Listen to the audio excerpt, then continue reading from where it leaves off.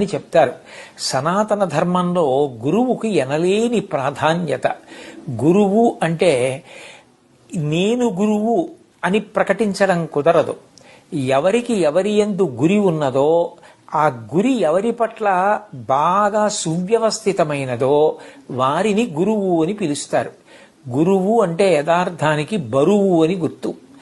గురువు అంటే బరువు, శిష్యుడు లఘువు అంటే తేలికైనవాడు. మా గురువు గారి కన్నా సర్వజ్ఞుడు, మా గురువు గారి కన్నా విషయం తెలుసున్నవారు, అంత బాగా చెప్పగలిగిన వారు, మమ్మల్ని భగవంతుడి వైపు నడిపించగలిగిన వారు, ఉద్ధరించగలిగిన వారు వేరొకరు ఉండరు.